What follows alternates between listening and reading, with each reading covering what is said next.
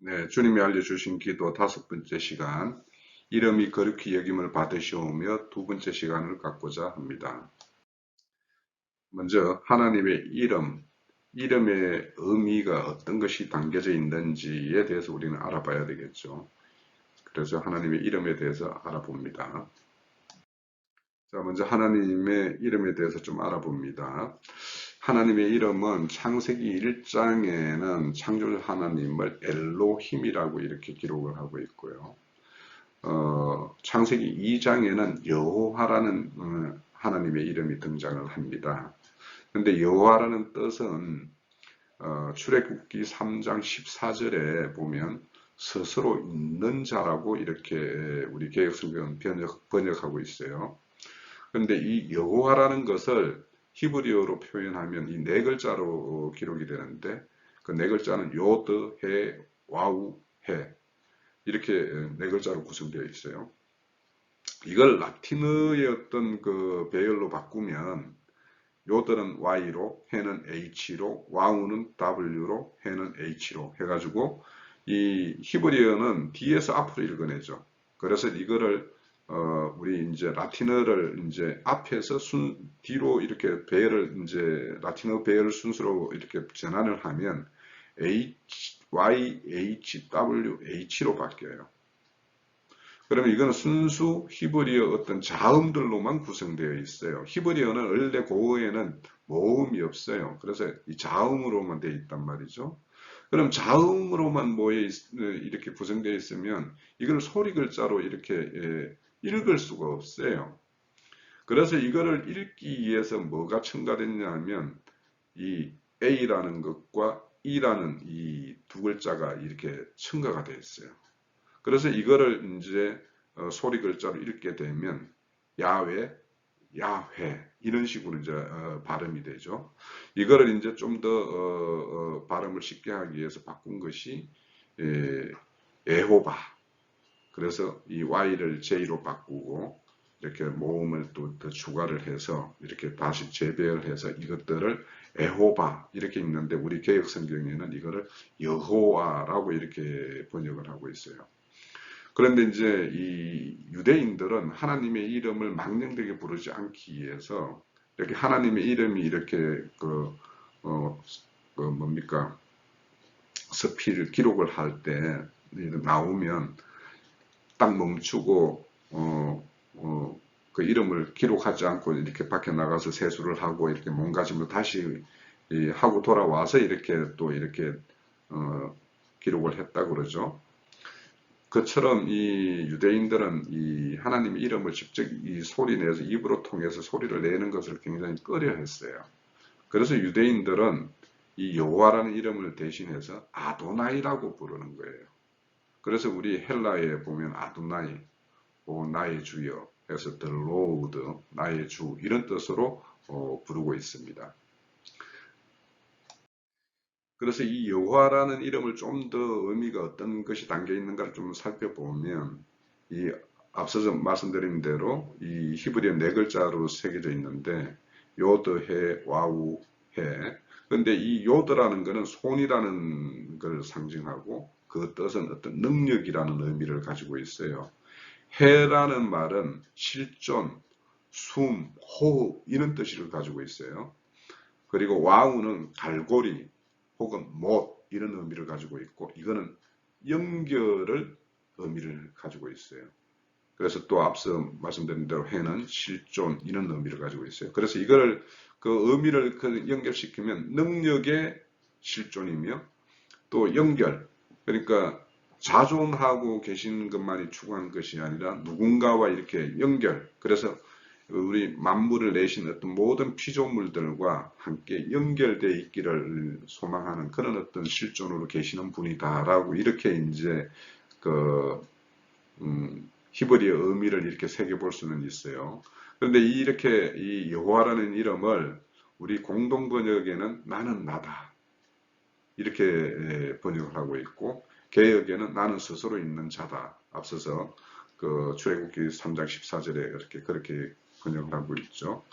표준 세 번역에 나는 곧 나다.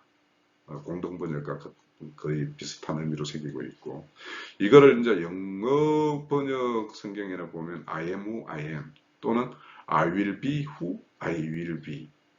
그래서 저는 우리가 다시 그 의미를 좀 더 깊게 새겨봐야 될 어떤 영어의 어떤 번역 보면은 I will be who I will be, 즉 있게 하는 자, 살리는 자, 이런 의미로 번역되는, 그러니까 스스로 있는 자이면서도 있게 하시는 분이고, 그분이 모든 만물을 지으신 분이죠. 그래서 어떤 창조주의 어떤 그 의미가 어떤 담겨 있는 이런 어떤 영어 번역, 그리고 앞으로 죽은 자를 살리실 하나님, 그런 의미로서 우리는 좀 이렇게 새겨봐야 될 뜻이 있다, 이렇게 생각이 되고, 예수는 헬라어로 이에소스인데 이 마지막 숫자를 빼서 묵음화시키고 이예수 이렇게 하다가 이것이 우리가 더 이제 우리 발음으로 편하게 하기 위해서 예수라는 우리말로 이렇게 번역이 됐다라는 것을 우리 이제 알 수 있습니다.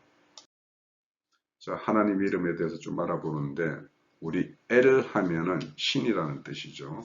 그래서 우리의 어떤 유일한 신은 하나님이시기 때문에 엘이라는 걸 표현을 들어서 하나님의 어떤 여러 가지 이름을 성경에 기록하고 있어요.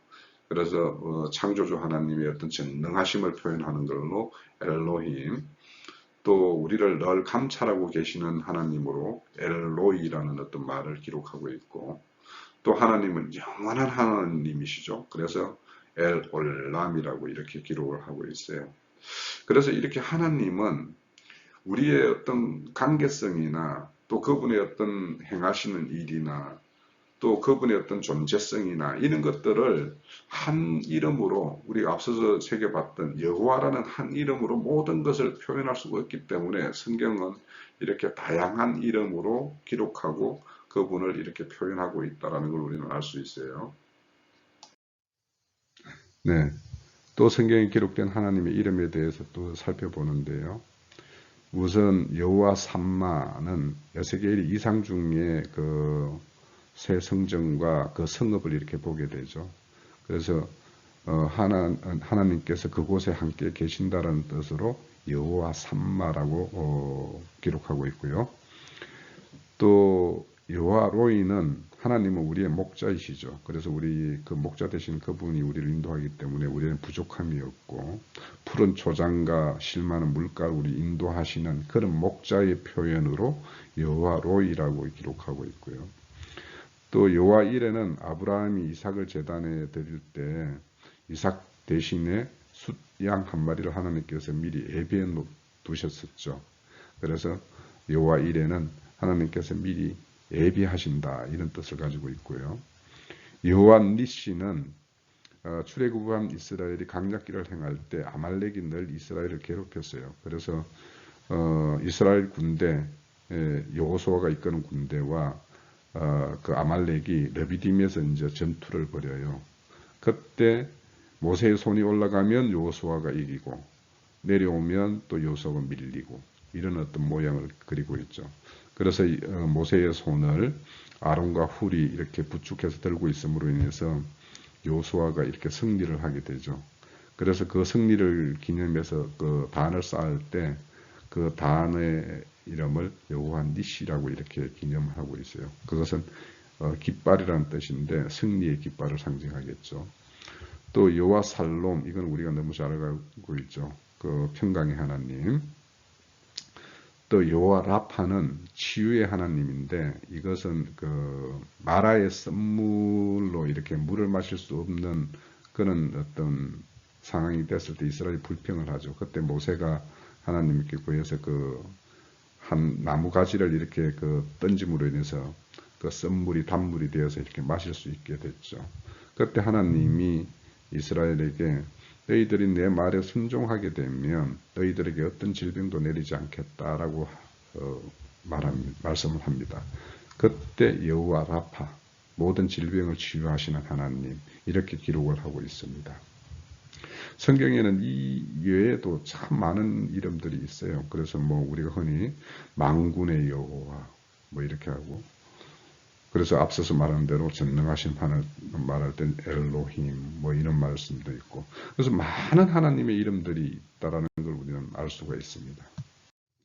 예, 다음으로 오늘의 주제인 하나님의 이름을 거룩히 여기심에 대해서 우리가 이제 살펴보기를 원합니다. 하나님의 이름을 거룩히 여김은 첫 번째는 영분별에서부터 시작을 합니다. 우리가 성경책을 열게 되면 창세기 1장에 첫날부터 셋째 날까지 이렇게 나누는 어떤 일을 행하세요, 하나님께서. 그래서 첫째 날은 빛과 어둠을 나누고, 둘째 날에는 인물과 아랫물을 나누고, 셋째 날에는 바다와 땅을 나눠요.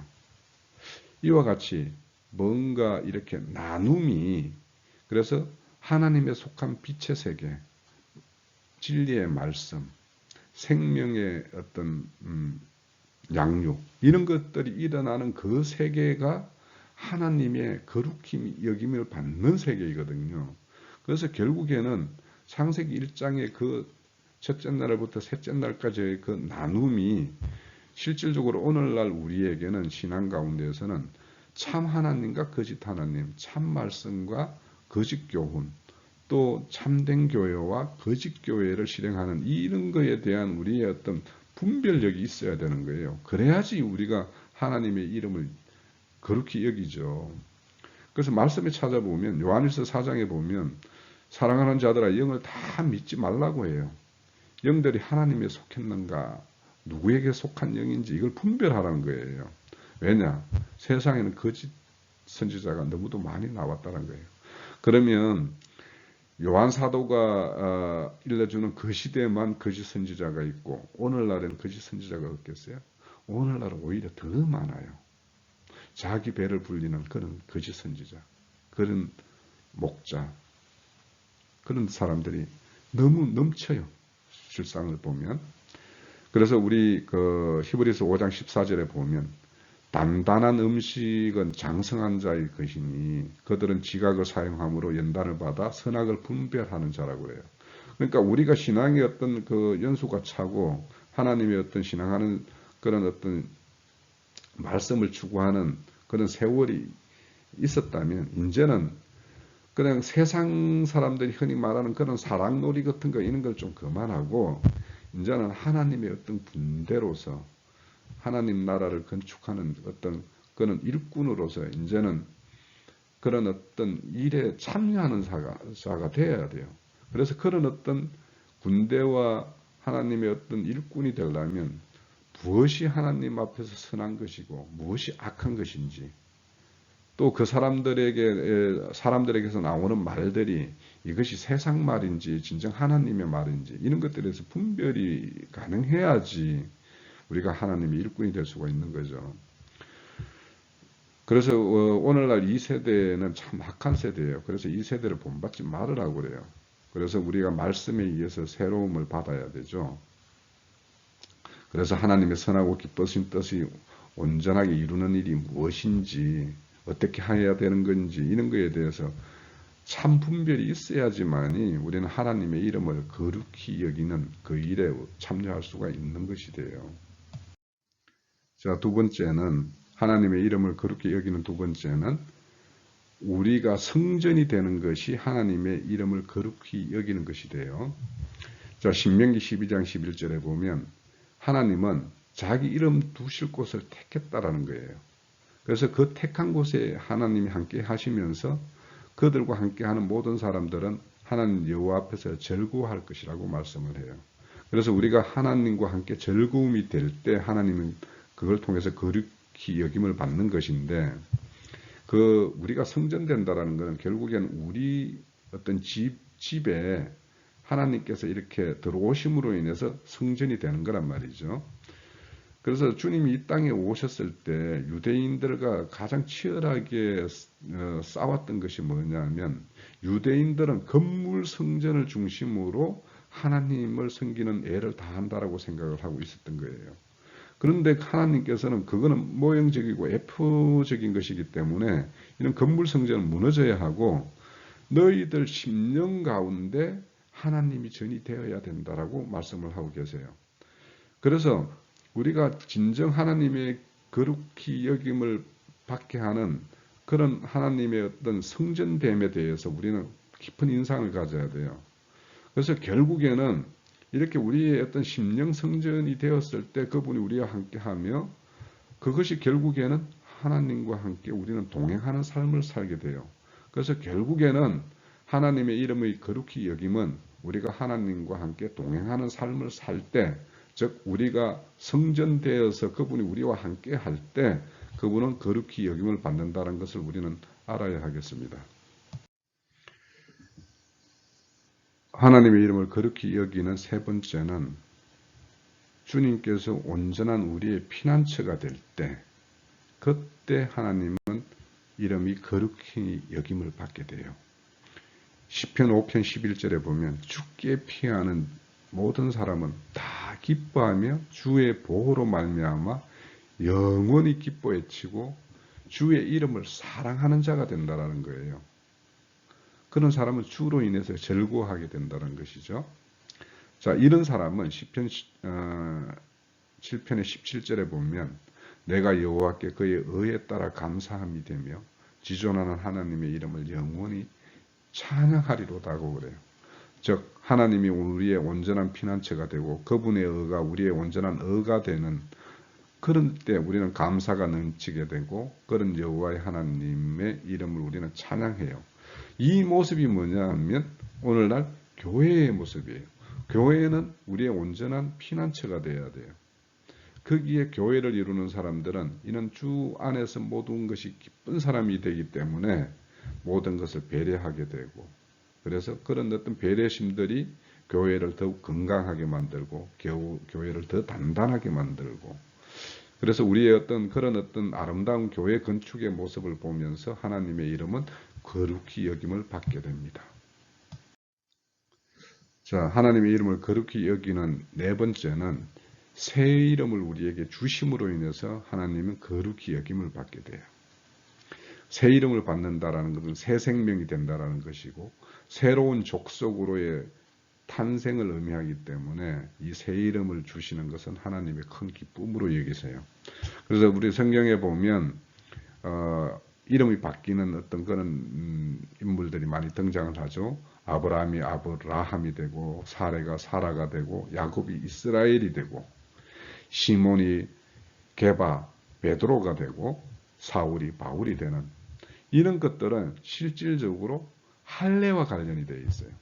그래서 우리가 온전한 어떤 영적 할례를 친다라는 것은 새 생명이 된다라는 것이에요. 그러니까 새 생명이 된다라는 그것이 뭐냐 하면 새 이름을 받는 것이에요. 그래서 하나님께서 우리에게 새 이름을 주신다라는 것은 하나님께서 새로운 어떤 회복의 역사가 일어났다라는 것이고, 그래서 그 새로운 회복으로 인해서 하나님의 나라는 건축되는 것이기 때문에 이런 하나님 나라의 건축을 통해서 하나님은 거룩히 여김을 받아요. 왜냐하면 하나님 나라는 세상과 구별되기 때문이에요. 또 그 이사야서에 보면 바벨론에서 돌아오는 그 사람들을 헵시바나 뷸라라고 이야기를 해요. 그렇게 이름을 부여를 해요. 이처럼 우리가 새 이름을 받는다라는 것, 이것에 대해서 우리는 깊은 인상을 가져야 되고, 그래서 우리가 오늘날에 이렇게 뭐 캐톨릭은 이렇게 뭔가 세례명을 이렇게 받기도 하고 이렇게 하는 것인데, 이거는 어떤 그런 어떤 형식적인 것이 아니라 실질적으로 우리가 새 생명으로 거듭나야지만이 온전히 새 이름을 받는 것이기 때문에 우리 새 이름을 받는 것에 대해서 우리는 새로운 어떤 이상과 그런 어떤 그 중요성에 대해서 우리는 의미를 가져야 될 것입니다. 새 이름을 주심으로 인해서 하나님의 거룩히 여김을 받는 것에 대해서 좀 더 살펴봅니다. 계시록 2장에 보면 버가모 교회에 대해서 하나님께서 말씀을 주시는 게 있어요. 계시록 2장 17절에 보면 이기는 그에게는 내가 감추어진 만나를 주고 흰 돌을 줄 터인데 그 돌 위에 새 이름을 기록할 것이 있나니 받는 자 밖에는 그 이름을 알 사람이 없느니라고 말씀을 해요. 자, 이 말씀을 우리가 좀 이해를 하려면 그 고대 근동 지역에서 행했던 그런 어떤 그 풍습에 대해서 조금 이해를 가져야지 이 말씀의 의미를 좀 더 새길 수가 있어요. 물론 돌이라는 건 우리의 어떤 신비의 어떤 새 이름을 새기는 것을 어떤 의미하는 것도 있고, 근데 이제 요걸 좀 더 이제 그 당시의 어떤 시대적인 걸 배경으로 삼아서 좀 이해를 좀 더 하려면, 근동에서는 그 아들의 혼인잔치를 주관하는 그 신랑의 그 아비 되는 사람이 그 혼인잔치에 그 초청하는 사람들에게는 흰 돌에다 이름을 새겨서 그 초청하는 사람들에게 이렇게 전달을 합니다. 그러면 종을 보내서 전달을 하면 그 돌을 받은 사람은 그 혼인잔치에 참여할 때 그 돌에 이름을 새긴 것을 가지고 와야 돼요. 그래야지 그 혼인잔치에 이렇게 참여를 할 수 있어요. 그래서 우리가 계시록 19장 9절에 보면 어린 양의 혼인잔치에 청함을 받는 자는 복이 있도다라고 이야기를 해요. 그래서 그 혼인잔치에 우리는 참여를 당연히 받아야 돼요. 그것도 혼인잔치의 어떤 신부로 청함을 받아야 되는데, 우리는 그런 어떤 신부의 자리에 서야 될 사람들입니다. 그러려면 우리의 신비의 새 이름을 가져야 돼요. 그죠? 그런데 그 버가모 교회에 왜 이 새 이름을 새겨주겠다라는 걸 말씀하냐면, 버가모 교회에 있는 그 성읍에는 신전이 3개나 있는 그 성읍이었어요. 그 당시 로마 황제 아우구스투스의 어떤 신전이 있었고, 제우스 신전이 있었고, 아테네 신전이 있었던 거예요. 그러면 이는 어떤 우상숭배가 이렇게 번창했던 성읍이에요.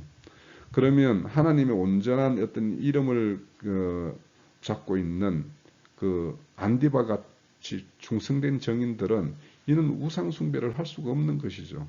그래서 그들에 의해서 죽임을 당했어요. 그래서 충성된 나의 정인이라고 이렇게 말씀을 기록하고 있죠. 그런데 이 버가모 교회에게 이기는 자에게 새 이름을 준다라는 전제 조건을 제시하고 있어요. 뭐냐면 발람의 교훈과 니골라당의 교훈을 끝내야 된다라는 거예요. 그런 자에게 새 이름을 준다라는 거예요. 그러면 이거의 그 말씀에 비추어 본다라면 오늘날 교회에서 세상복을 축복해주고 또 세상복을 받기 위해서 그런 교회 실행을 하는 교회에는 이 새 이름을 받을 수가 없는 거예요. 그래서 우리가 우상숭배에 대해서 그 발람의 교훈에 대해서 그렇게 우리가 경계를 삼는 것이죠. 그리고 니골라당 교훈도 끝내야 된다는 거예요. 니골라당의 교훈은 뭐냐면 성직 제도를 실행하는 것이에요. 그러니까 이 니골라는 뭐냐면 자기 백성을 이렇게 짓밟는 그런 행습을 행하는 것이 니골라당의 교훈이에요. 그러면 오늘날에 성직 제도가 있고 평신도 제도가 있는 이런 교회를 실행하는 교회라면 이 새 이름을 받을 수가 없는 거예요.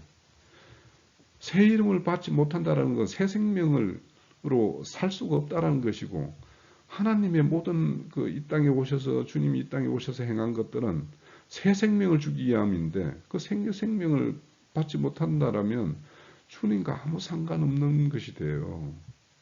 그래서 우리는 주님은 이 땅에 오셔서 새 생명을 주고 그들에게 새 이름을 주는 것이 소원 목적인데, 그런 걸 받지 못하는 자는 하나님의 이름을 거룩히 할 수가 없죠. 그럼 우리는 당연히 발람의 교훈과 니골라당의 교훈을 끝내서 새 이름을 받음으로 인해서 하나님의 거룩히 여기는 일에 참여하는 자가 되어야 됩니다. 자, 마지막으로 하나님 이름을 온전히 기념함으로 인해서 하나님 이름을 거룩히 여기는 그런 어떤 일을 우리는 행해야 되겠죠. 자, 지금까지 그 이름을 거룩히 여김에 대해서 2시간을 살펴봤습니다. 앞 시간에는 이름을 갖는 것, 이름을 부여한다는 그런 의미에 대해서 살펴봤고, 또 지금까지 우리는 하나님의 이름을 망령되게 행하는 것들이 어떤 것인지, 우리 알게 모르게 우리에게 서며 있는 그런 망령된 행실들을 우리는 끝내야지 하나님의 이름을 온전히 거룩하게 할 수 있겠죠. 또 우리가 지금까지 살펴봤듯이 하나님의 이름에는 여러 가지 이름이 있다는 것을 우리는 살펴봤습니다. 즉 하나님의 이름은 한마디로 표현할 수가 없는 것이기 때문에 성경에는 여러 의미를 붙여서 하나님을 표현하고 있습니다. 그래서 그런 어떤 이름의 의미만큼 하나님은 우리에게 그런 의미대로 다가옵니다. 또 그 의미대로 우리에게 은혜를 주십니다. 그래서 우리는 그런 하나님의 이름대로 은혜를 받은 자입니다. 그렇다면 우리는 이제는 세상과 구별되는 삶을 삶으로 인해서 온전히 우리는 하나님의 이름을 기념할 수가 있습니다. 우리의 온전한 구별된 삶을 통해서 하나님의 거룩히 여김을 받게 됩니다.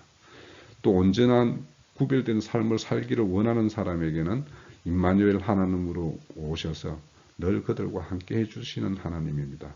그래서 우리는 이런 하나님과 함께하는 그러니까 거룩한 백성으로서의 삶을 온전히 살아내기 위해서 그 주 기도문대로 우리는 늘 주께 간구하면서 그런 어떤 신앙의 여정을 걸어가야 될 사람들입니다. 자, 지금까지 2시간에 걸쳐 하나님의 이름이 거룩히 여김에 대해서 살펴봤습니다. 자, 수고하셨고요. 다음 시간에는 하나님 나라가 임하옵시며 라는 내용으로 찾아뵙겠습니다. 고맙습니다.